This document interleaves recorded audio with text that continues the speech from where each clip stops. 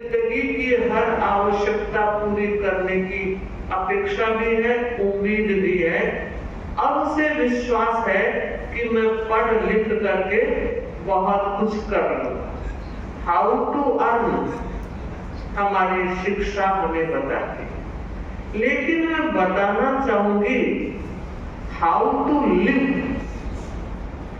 अर्थ के साथ साथ लिविंग सिस्टम को भी हमें समझना है। जीवन विज्ञान जीने की कला सिखाता है। एक कवि ने कहा है, ध्यान दीजिए, ध्यान दीजिए, यह अनमोल जिंदगी कहीं बन न जाए बला। ध्यान दीजिए, यह अनमोल जिंदगी कहीं बन न जाए बला। उससे पहले आओ सीख ले जीने की कला। उससे पहले आओ सीख ले जीने की कला।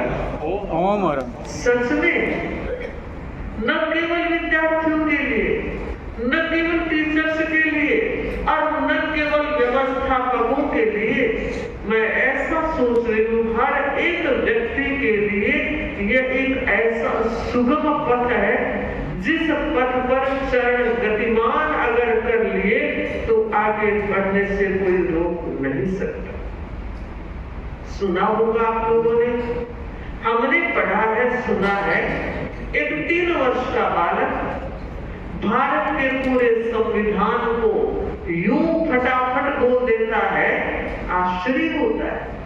मैं बताना इस संदर्भ में चाहती हूं कि हमारे बच्चे जन्म के साथ IQ लेकर आते हैं, पर आज जो हम देख रहे हैं, न्यूज़पेपर्स आदि में पढ़ रहे हैं, एक वकील, एक डॉक्टर, एक इंजीनियर, एक जज, हाईली ग्रेजुएशन और हाई पोस्ट पर रहते हुए सुसाइड कर लेते।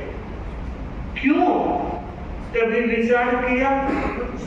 मुझे लगता है IQ तो बहुत अच्छा था, मगर EQ की कमी थी। आज जो जरूरत है वो भावात्मक संतुलन की जरूरत है। व्यवस्थाएं अपना काम करती है, परिस्थितियां अपना काम करती है, मगर इंसान का विवेक, उसका दिया इस तरह जलता रहना चाहिए कि परिस्थिति कैसी भी आए मैं पार करूंगा।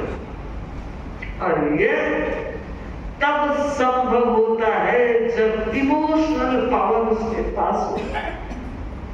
सोचे, विचार करें, चिंतन इस संदर्भ में किया जाए कि क्या हम भावनात्मक इंटेलिजेंस को बढ़ावा दे रहे हैं? क्या हमने कभी इस बारे में सोचा है? मैं मानती हूं, चाहे आप किसी फील्ड में हो, शिक्षक परिवार मेरे सामने उपस्थित है और सामान्य सभी श्रावक श्राविकाएं भी उपस्थित हैं। दोनों की जिंदगी में बहुत बड़ा अंतर नहीं है। क्यों? क्योंकि जीवन की जो जिम्मेदारियां और जवाबदारियां हैं वो एक जैसी। अब आप उसको पूरा कैसे कर रहे हैं, इसका चॉइस, इस फील्ड की चॉइस आपकी अपनी। मैं यह बताना चाह रही हूं कि हम कहीं भी काम करें तो क्या यह संभव है कि काम तो करेंगे मगर कोई कठिनाई नहीं आएगी?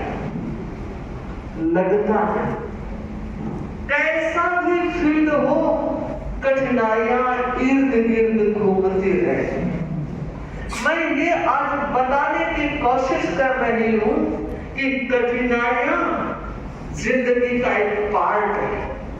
कठिनाइयां जिंदगी का एक पार्ट है, प्रतिकूलताएं भी जिंदगी का एक पार्ट है।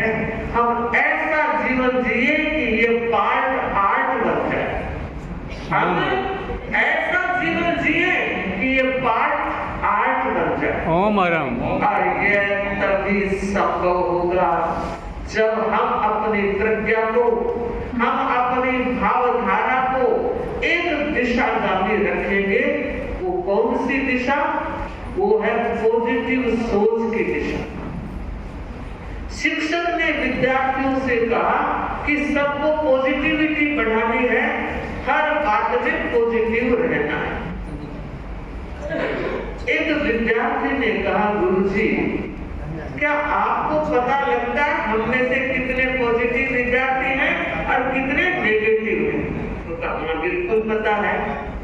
तो सर हमें बताइए, और ऐसे नहीं ये नेगेटिव है या ये पॉजिटिव है, ऐसे नहीं, प्रैक्टिकल हमें बात गले उतरनी चाहिए कि सर ने जो कहा वो सच है, ये पॉजिटिव व्यक्ति है या नेगेटिव व्यक्ति। चैलेंज था, चुनौती थी, मगर शिक्षक वही जो हर चुनौती को झेल सके और रास्ता क्लियर कर सके, क्योंकि उसकी जवाबदारी और उसकी जिम्मेदारी बहुत बड़ी है। आप जानते हैं इंजीनियर की कोई गलती रही तो एक मकान में छुप जाएगी, वकील की कोई गलती रही तो एक फाइल में छुप जाएगी, और डॉक्टर की कोई गलती रही तो वो एक जिंदगी में छुप जाएगी। मगर शिक्षक की गलती हुई तो पूरे समाज को वो तबाह कर सकता है और पूरे समाज को वो दिशा भी दे सकता है। इसलिए आज आप लोग जो मेरे सामने हो, बहुत बड़ी महत्वपूर्ण पोस्ट है आपकी। जिम्मेदारी और जवाबदारी के क्षेत्र में बेशक आप कमाने के लिए पेशा कर रहे होंगे, मगर नहीं, आपको ऐसा होगे जिन्होंने मुझे ऐसा रास्ता दिया और हर परिस्थिति में मुझे जूझने का साहस और हिम्मत भी पैदा करने का प्रयास किया। उस गुरु ने 2 क्षण विचार किया और 2 बच्चों को खड़ा किया। पहले एक बच्चे को बुलाया और पूछा, भैया मुझे एक बात बताओ, ये दुनिया कैसी है? सामान्य सा प्रश्न था, ये दुनिया कैसी है और तुम यहाँ क्या करना चाहते हो? समझ रहे हैं प्रश्न? दुनिया कैसी है और तुम क्या कर सकते हो, क्या करना चाहते हो? उसने कहा, गुरुजी क्या बात कर रहे हो? दुनिया में तो अंधेरा ही अंधेरा है, दुनिया में अंधेरा ही अंधेरा है। 12 घंटे अंधेरा, 12 घंटे उजाला, फिर 12 घंटे अंधेरा, 24 घंटे तो अंधेरे में रहता हूं, कर ही क्या सकता। अच्छा बैठ जाओ बेटे, बहुत अच्छा उत्तर दिया। अब एक दूसरे व्यक्ति को खड़ा किया, विद्यार्थी को, और पूछा, बेटे तुम्हारी क्या विचारधारा है? प्रश्न मेरा वही है, ये दुनिया कैसी है और तुम क्या कर सकते हो? उसने कहा, गुरुजी मैं सौभाग्यशाली हूँ कि हिंदुस्तान की धरती पर मुझे जन्म लेने का मौका मिला, और जिस धरती पर ऋषि और कृषि दोनों परंपराएं पनप रही है। कृषि स्वास्थ्य को स्वस्थ रखती है और ऋषि भाव और मन को स्वस्थ रखती है। ऐसी परंपराओं वाले देश में मुझे जन्म लेने का मौका मिला, तो ये मेरा बहुत बड़ा सौभाग्य है। और आप पूछ रहे हैं दुनिया कैसी है, तो मुझे लगता है इस दुनिया से अच्छी और दुनिया क्या हो सकेगी जहां उजाला ही उजाला है। सर अभी उजाले में बैठे हैं, ये 12 घंटे का उजाला हमें मिला है, और उसके बाद मात्र 12 घंटे के अंधेरे में रहकर फिर हम उजाले में चले जाएंगे, फिर 12 घंटे उजाला, 24 घंटे तो हम प्रकाश में रहते हैं। जितना कुछ कर सकते हैं कर लेंगे। सर मुझे बहुत कुछ करना है, मेरा प्लान और योजनाएं चल रही है, केवल योजना नहीं, केवल प्लान नहीं, मैं उस पर निर्णायक स्वर के साथ जुड़ गया हूं और क्रियान्विति का प्लेटफॉर्म भी मैंने बना लिया। अब तो आप खुद ही समझ गए होंगे कि नेगेटिव कौन था, पॉजिटिव कौन था। जो अंधेरा देख रहा था नेगेटिव व्यक्ति था, उजाला देख रहा था, पॉजिटिव था, और हकीकत में उतना ही उजाला है, उतना ही अंधेरा है, मगर सोच का ही तो फर्क है। एक 2 तरफ उजाला और 12 घंटे का अंधेरा देख रहा है, एक 2 तरफ अंधेरा और 12 घंटे का उजाला देख रहा है, जबकि फर्क कुछ भी नहीं है, अंधेरा भी है, उजाला भी है। सच यही जिंदगी का राज और रहस्य है कि ना कभी अंधेरा कम होगा और ना ही कभी उजाला कम होगा। हमें विचार करना है कि हम कैसा जीवन जिए और आसपास को कैसा जीवन जीने के लिए प्रेरित करें, ये बहुत बड़ी बात होगी। मैं बताना चाहूंगी त्यागी जी से। सन 2002 बेंगलुरु में हमारा चातुर्मास था, जैसा कि अभी चल रहा है। हम जैन संतों का 4 महीने का और कभी कभी 5 महीने का चातुर्मास होता है। हम एक जगह रहकर धर्म प्रचार किया करते हैं, बाकी तो हमारी यात्राएं चलती रहती है। 2002 में बेंगलुरु गांधी नगर में हमारा चातुर्मास चल रहा था। इन बिटवीन एक शिक्षकों का शिविर लगा था, मुझे आज भी याद है। बाल गंगाधर जी ने उस शिविर को आयोजित किया था। मूलचंद जी नार और ललित आचा ने बहुत काम किया था, और लगभग जहां तक मुझे स्मृति है 350 टीचर्स ने उस प्रशिक्षण में, जीवन विज्ञान प्रशिक्षण में भाग लिया। अभी श्रीमती लूड़िया ने एक बात कही थी कि कर्नाटका के स्कूलों में जो जीवन विज्ञान चल रहा है, तो वो वैसी पृष्ठभूमि साधु संतों ने और श्रावक समाज ने तैयार की है। गुरुदेव आचार्य महाप्रज्ञ जी के इस अनूठे अवदान को आगे बढ़ाया है। तो मैं ये मान रही हूँ कि आपके यहाँ भी न केवल बेंगलुरु में 2005 चेन्नई चातुर्मास में भी एक ऐसा ही प्रशिक्षकों का शिविर कैंप लगाया गया था। तो मैं श्रद्धा को मजबूत करने वाली बात उस बहन ने कही और कहा, जहां ये जो कुछ घटित हुआ है आप मुझे माने मैंने किया तप नहीं, ये मेरे गुरु की शक्ति से तप हुआ है, गुरु की ऊर्जा से तप हुआ है। गुरु ने शक्ति दी, गुरु ने ऊर्जा दी और मेरा तप हो गया। तो पूछा गया तेरे गुरु कौन है? आप में से किसी को पता है कौन थे? ठीक बताया, मेरे गुरु है वीर विजय। तो बहन बताओ वो अभी कहाँ है? फतेहपुर सीकरी में है? नहीं हम दादा, वो फतेहपुर सीकरी में नहीं है। तो कहाँ है? वो भरूच में, गुजरात के क्षेत्र का नाम है, क्षेत्र है भरूच। तो हमारे गुरुदेव अभी चातुर्मास भरूच में कर रहे हैं। तो कहा भाई बिल्कुल समझ में आने वाली बात नहीं, कहाँ तो तेरे गुरु और कहाँ फतेहपुर सीकरी में तुम, कैसे ऊर्जा मिल सकती है? कल्पना से और विश्वास से बाहर की बात है। सुने उस बहन ने जवाब दिया कि जहां बना आप देख रहे हो सूर्य धरती से कितनी दूर है,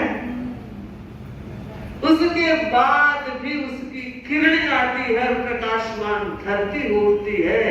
सो सूरज उगवे, सो सूरज उगवे, चंदा चढ़े हजार, सो सूरज उगवे, चंदा चढ़े हजार, इतना चानन होत भी गुरु बिन घोर। जब सूर्य इतनी दूरी पर रहता हुआ प्रकाश दे सकता है, तो गुरु की ताकत अपरंपार है।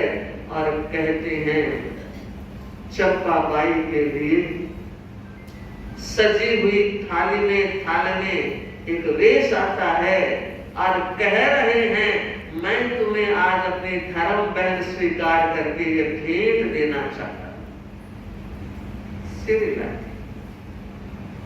कि मुझे इस भेंट की जरूरत नहीं जहां बना।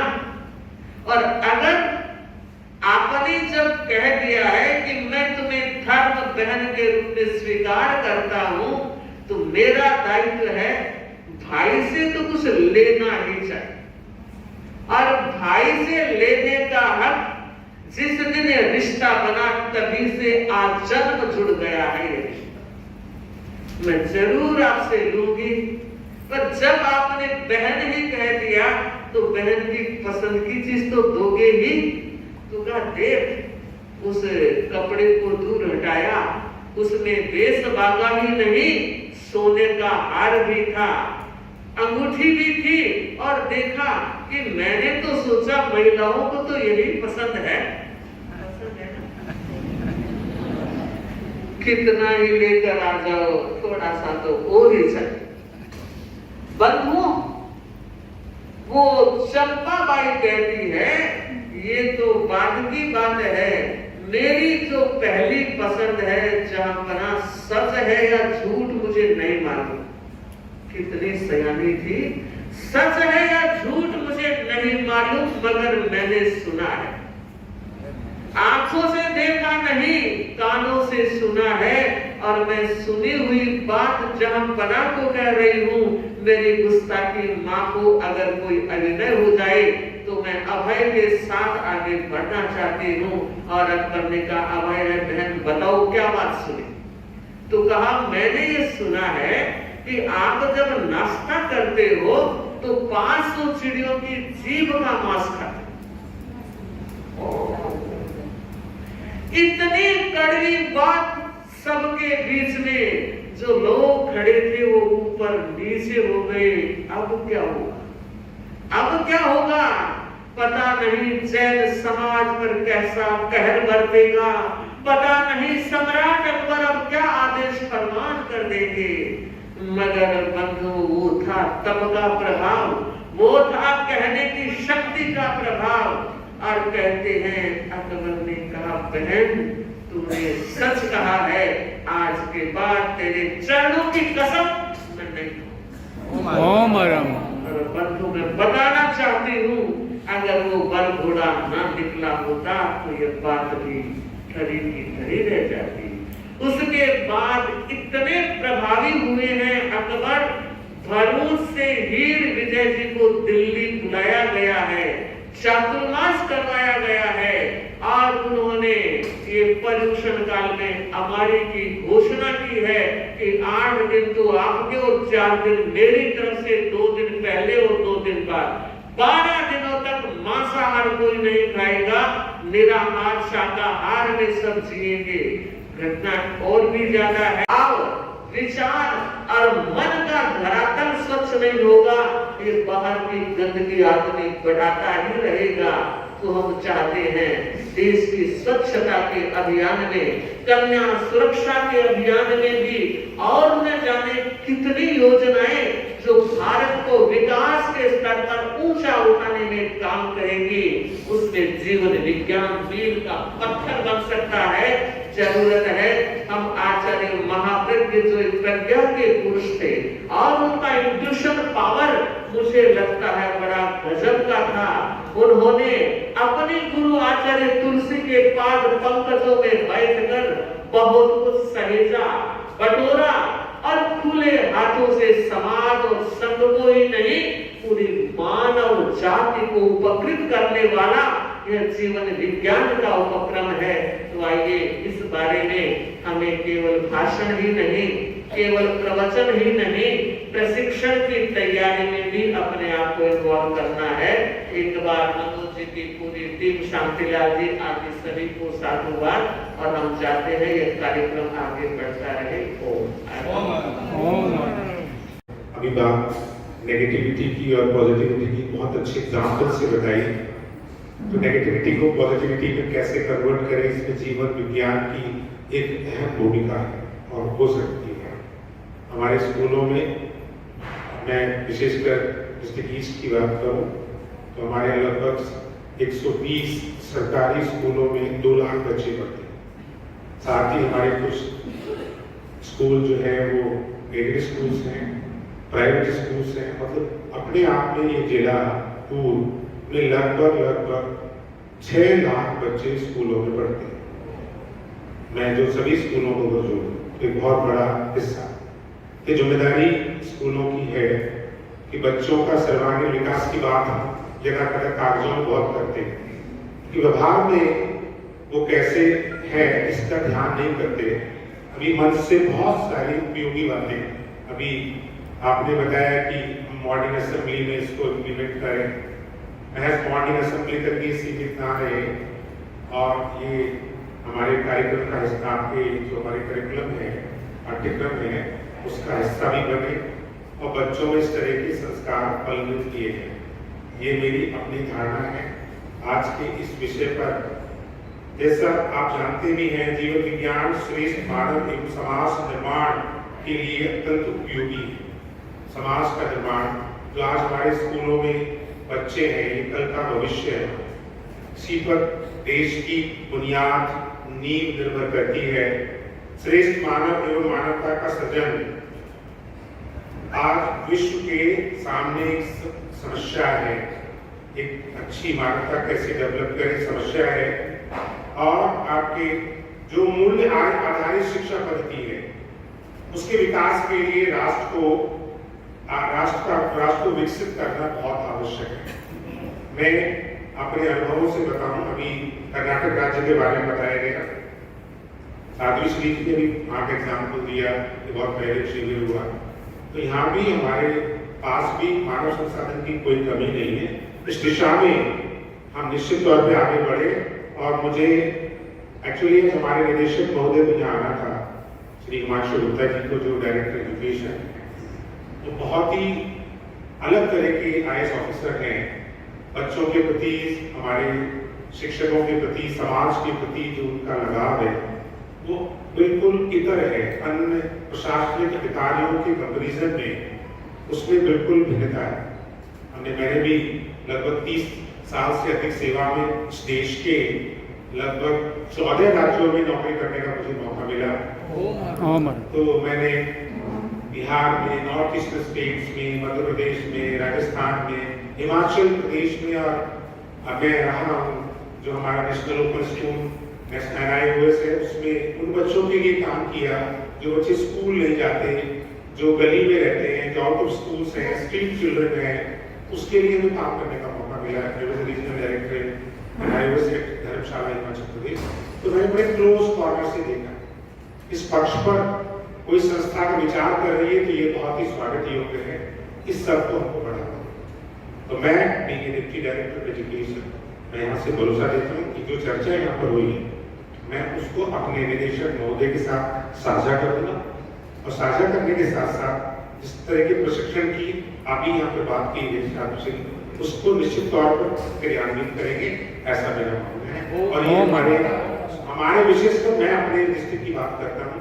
डिस्ट्रिक्ट में पढ़ने वाले 5-6 लाख बच्चों के भविष्य के लिए बहुत उपयोगी होगा। अभी आपने देखा है, अक्सर समाचार पत्रों में आता है कि कोटा एक जगह है राजस्थान में, वहाँ पर बहुत सारे कोचिंग इंस्टीट्यूट हैं कि इतने बच्चों ने सुसाइड कर लिए।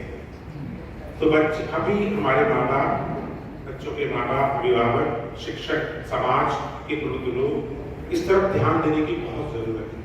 खाली कागजी शिक्षा, अभी साध्वी श्री ने कहा था कि हमें जो है खाली how to earn is not important now, how to live is important.